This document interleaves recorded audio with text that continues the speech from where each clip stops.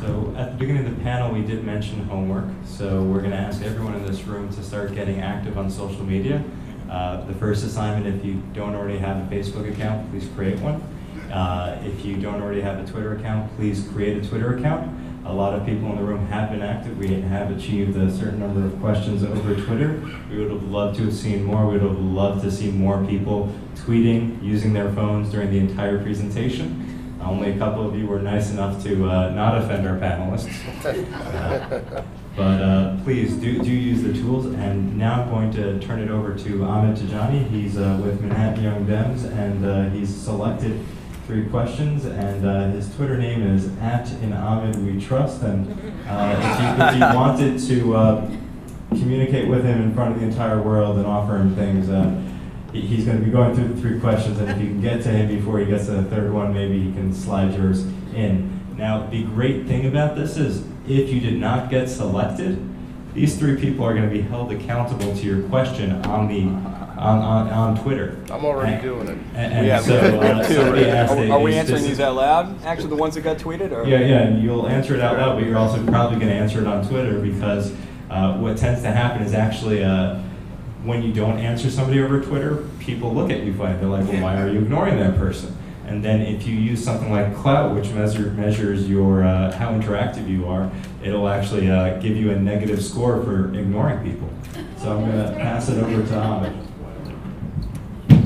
Hi, I'm from the Manhattan Young Democrats. We're a youth-based political organization in Manhattan that tries to get people involved between the ages of young and 35, according to our charter. So if you know anyone who fits that matrix and is not plugged in, please go to gomyd.com.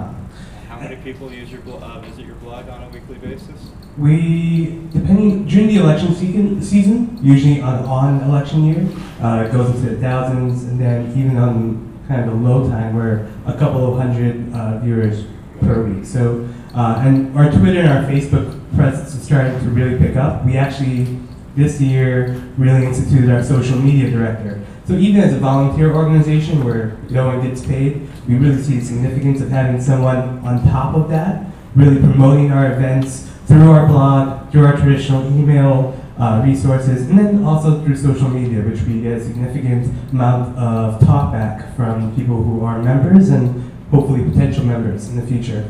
And the one thing I kind of wanted to say, which wasn't talked about, is I worked in the Department of Cultural Affairs for a couple of years, and I was one of the first people to use social media at the Department of Cultural Affairs, part of a working group that put together the guidelines. It was a very large working group across all the mayoral agencies, and they have a textbook that is bigger than anything I've ever seen. So government takes this very seriously, and they're another group that you can engage with.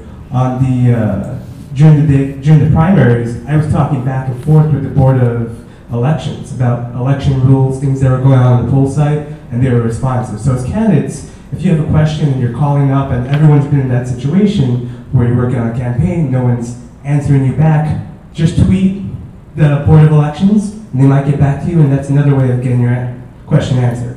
So enough from me. And out of the questions that you brought forth, there's a couple of good ones. The first one I'm going to put out to the panelists is, should you create a whole new social media product for your campaign? Something like MyBo or something totally new? You want to take it? No, I don't think so at all, actually. In fact, I think, there are all kinds of products that are actually being built all the time that are sort of add-ons to the current platforms and stuff like that. But no, you want to be basically where the people are, and they're on these platforms that are already there, right? You have 750 million people now on Facebook. They're going to hit, 1 billion people before long, if you can believe that. That's 15%. The third biggest country in the world. Yeah, that's right. That's right. Yeah, that's exactly right. And so, those platforms are the ones you want to use, obviously. That's where everybody is. But there are a lot of products that are actually developed for those platforms and stuff, and you might want to look into stuff like that.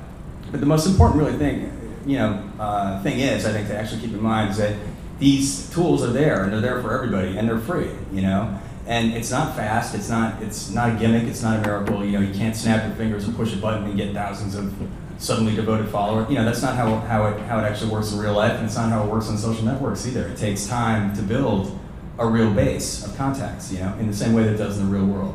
So I would say just think of it, try to use the tools that are out there, which are, already great, and I would say put the time into it and build out and try to think of it as an accelerated version of the real world. It's an online version of the real world, Every 4 to 8 years, there'll be a wave of innovation in politics because of the campaigns for president of whoever's not in power at the time. Just ride those coattails with existing stuff that other people have tested out, unless you are running for president and are one of the main contenders. I like that answer. By the way, that was Experista 12 minutes ago, maybe about 16 minutes ago. Good question. See, we do watch on Twitter. Why I say that? Timing is important in how you put out your Twitter messages. Find the tools that work for you. Find the tools you're comfortable with. This is a BlackBerry playbook. There'll be tools that work on it. An iPad will have something different. My BlackBerry will have something else. It's like anything else in life. You choose a car, you choose clothing, you choose shoes, whatever. Really find something that just works for you. And be a little bit smart, pick some things depending on your needs. If you're a retailer, you have a different need. If you're a candidate, you have a different need. If you're just a social engager, which is what I call most people on it, then you're looking for whatever fits your addiction. And believe me, it can become an addiction. I'm going to disagree with some of my panelists. If you're running for governor or a larger seat and you have the resources and the time to devote to it, I do recommend building a Drupal or WordPress website that has additional features. Yeah, absolutely. Because That's true. Yeah. one of the panelists on the previous panel was saying, he was lamenting the fact that he doesn't have an email list and he can only spam 20% of the voters. But the reality is what Obama did that is so unique is he's already got all the voters and he's got all their email addresses. We all signed up. We all wanted to hear from him. We wanted to know who Biden, who his VP choice was going to be. We gave him our phone numbers. Republicans gave their phone numbers too because they wanted to know. So talk about doing things right. And then if you're building these tools, you can build in this mailing list system and you can provide a forum for people to talk on your website and get engaged. And one of my favorite things is I issue tag people when they sign into any of my campaign websites. So somebody self-identifies to me, I care about the environment. Guess what? For the rest of the campaign, you're hearing about environmental issues and how amazing my candidate is on the environment. So the next question was actually something that was brought up in the last panel with the political consultants, but it's best to hear from the experts in the field. The question was, should you be tweeting yourself, or should you hire someone else to handle your social media That's another. presence? Yeah, that's another one that's actually a really, really good question. I think it's really important to go to David's point earlier when he was saying it's important to be real and it's important to be good. It's important to have good things on your network and it's important to be you. It's important to actually try to define who you are. So you need to be authentic, actually. I don't think it's bad to have staff tweet out things like issues and stuff like that. I think if it's a general campaign, if it's things that have to generally dovetail with the campaign, I think that's fine. But what I found is that there's really no substitute for the candidate actually tweeting themselves, making personal tweets. And I think that's really important. And I'm actually glad you asked that because it actually brings me to a point that goes to one of the Twitter questions we had, which is who's using Twitter? What politician is using Twitter the most effectively? Well, it's probably Cory Booker. You probably know who he is, right? He's the mayor of Newark. He has 1.1 million Twitter followers in a city of 350,000 people. I don't like his tweets. Yeah. They're boring. Well, he's not entertaining you, perhaps, but no, but the thing is, though, he engages. Actually, he really does, and that's actually one homework assignment I would send everybody home with is go home and follow Cory Booker. It's at Cory Booker, CoryBooker. Follow Cory Booker and read his tweet stream. They aren't always all that entertaining, but I got to tell you, he does some amazing things. He actually answers people's questions. He's authentic. He's always positive. He tries to help people. You probably heard about the snowstorm, right? The blizzard tweeting was the first time people started hearing about Cory Booker on Twitter. And, that was really amazing. He was tweeting all day long about how, he was actually digging out people's cars himself with a snow shovel, And there's kind of no substitute for that. And now actually to go to David's other point about trying to bypass the media, now it's really difficult for someone to write a story about him that says that he's not in touch with his constituents or says that he's not, Right. that he doesn't show up, No, he can't say, no one can say that about him. And with Corey, because I actually worked to help Corey get into office, because frankly, he's a good man and anybody but Sharp James is better. What Corey's done though is very important. Corey is a cross between a politician and a pop culture icon. He understands his image and how it applies. He tells you when he's running in the morning. He tells you how many miles he's done. He told Right, that's right. Parked car, getting somebody out, running by an accident, calling the police himself, staying on the scene. So knowing your business model, if you're a straight politician, you should, on issues, I agree, you can have a staff, someone dedicated to issue points, but take a lesson from Corey and engage your people at a personal level, because even though people agree with you on issues, they bond with you culturally and emotionally. Yeah, that's right. I'm just going to add, there is a best practice, which is if you do have staff tweeting for you, which is fine, just make sure it's ID'd. So put in some initials after your tweet so it's clear that it's staff. And on your Twitter profile or your web page, sort of make it explicit, hey, this is my Twitter account. If you don't see any initials, it was me. But if you do, it's one of my staff people who's been tweeting. And it lets everyone understand exactly what's going on, which makes a lot of sense. There are a couple of top world leaders who do that. Danny Ayalon, who's the foreign minister from Israel. Danny does the same thing. He uses his staff. He makes it very clear. On the other side, you've got Michelle Bachmann. She's got Team Bachmann, That's which right. she identifies clearly, and she's got that. By the way, that's a smarter move than Sarah Palin, who has Sarah Palin USA, but you never know whether it's her Right. or her staff. Right. So again, that's clear identification. Know who you are and who you're reaching to, whatever the case. And absolutely back to credibility. That's one thing I think we can all agree on. Your credibility matters, or else you're ineffective. I'm going to steal a quote from, I think it was Charles, when a candidate's tweeting, staff is worrying. No. So I will take, That was mine, but sorry, yeah, it was that's- Evan. Wasn't it Was that just the tweet your meat, lose your seat? That is from an earlier panel. Roger Ouch. Stone. Roger Stone. To put it mildly, I take the other position, which is I don't want my candidates tweeting. Well, it can certainly go horribly wrong. Because if you do that, you avoid what happened with Lenchner.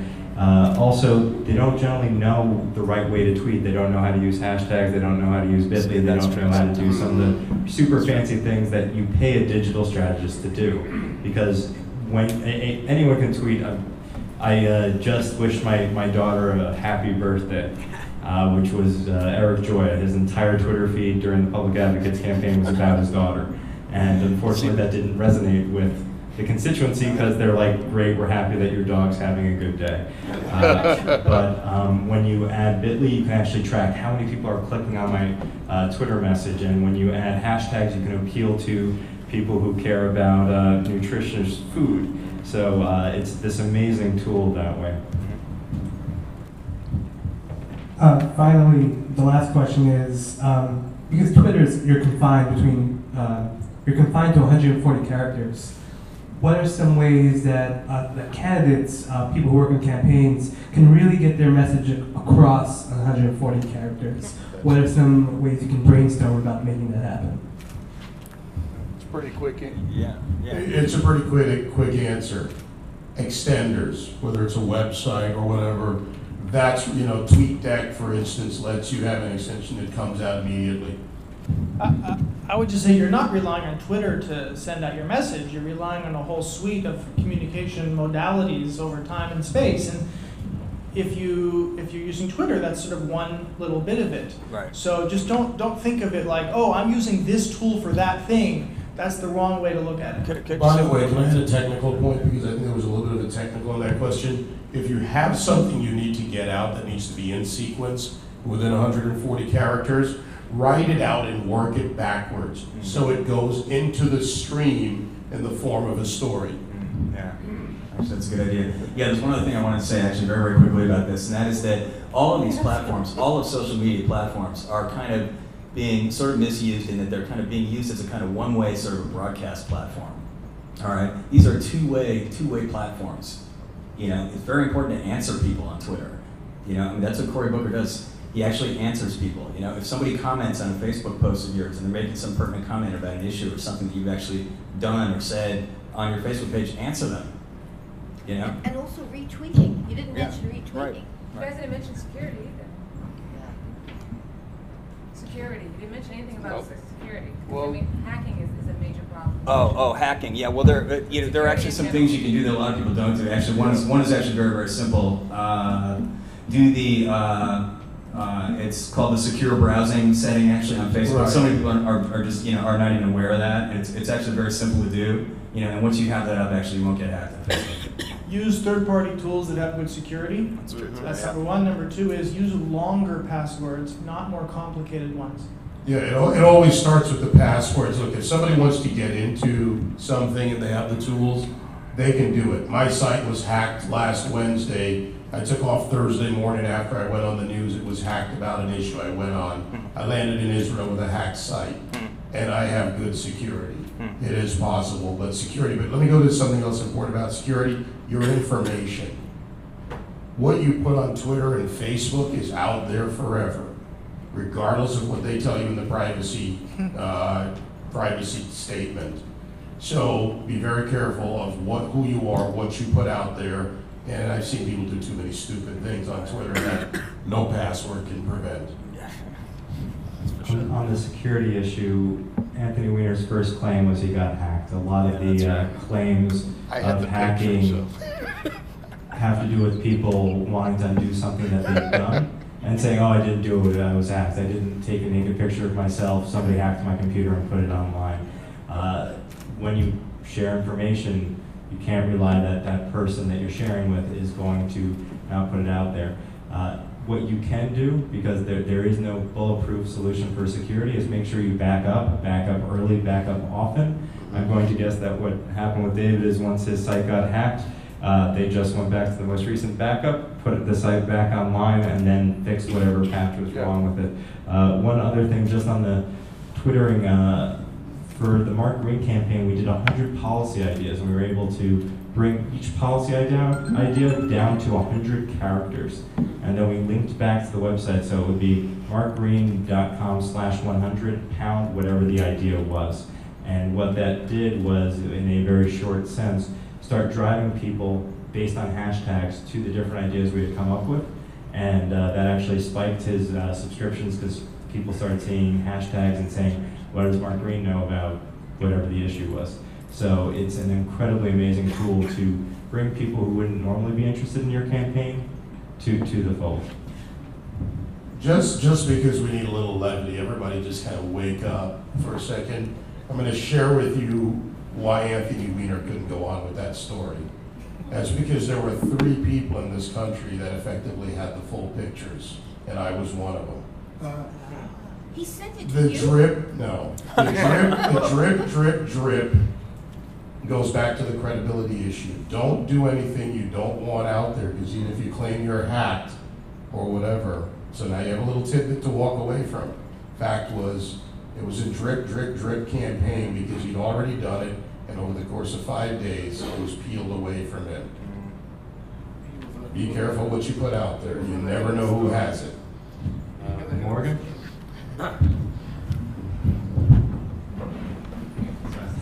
I thought the importance of having a panel on social media, particularly for first-time candidates, is that this allows you to, just like blogs opened up access to the media and kind of broke the monopoly of mainstream media, social media is an extraordinary tool for equalizing the field when you're a candidate, especially when you're running as an insurgent candidate. There are so many tips, and this panelist has been fantastic, and I urge you to talk with them afterwards. There are so many things out there right now that you probably don't think about when you're running for a campaign that are absolutely essential. I went to a conference last year that was just eye-opening for me, but one of the first things that one of the panelists was saying is that if you don't buy your Google keywords for your race, right when you start off, you're missing out on a great opportunity, right? Because if you're running for Queensborough president and you buy Queensborough president in Google, well, most people don't know who the hell the Queensborough president is, right? But if you Google Queensborough president, which is what everyone will do, and your ad pops up, be like, Ruth Acker, our choice for Queensborough president, right? Well, after that, your name is attached with your office, right? And that's something that you can do for so little money because you're paying for that ad by cost per impression, right? So if someone clicks on your ad, then, okay, you may have paid a couple of pennies, but those are people who are interested in your campaign. And those are people who are invested in this office, and you know that you've connected with the right person. There is a really great person I know who works on social media who has a company that doesn't target politicians, but targets companies. And he wanted to get Fresh Direct as a client for his services. And so what he did was he used everyone who on Facebook said that they worked at Fresh Direct, and he created an ad campaign that was only targeted at Fresh Direct employees, and he kind of got a sense of who were executives in Fresh Direct.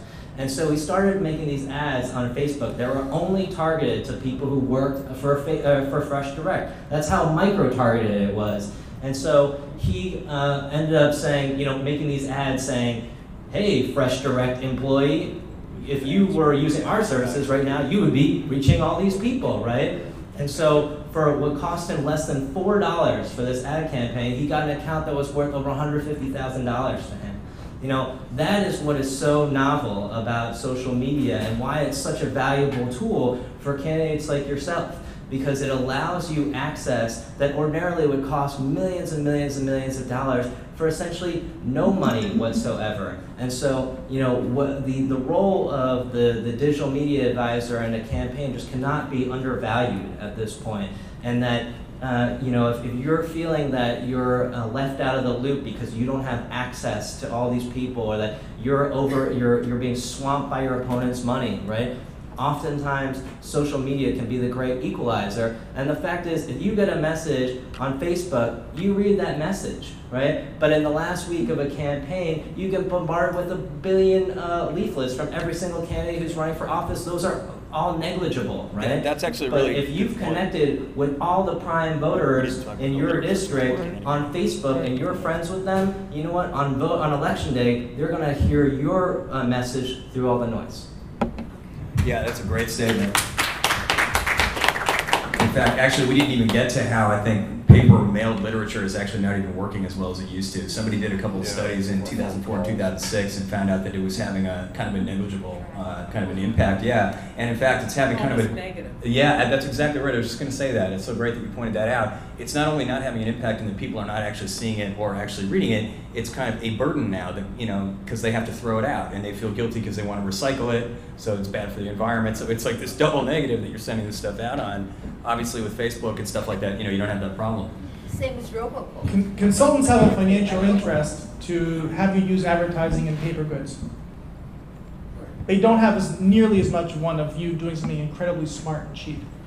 So I want to thank our panelists and give a round of applause.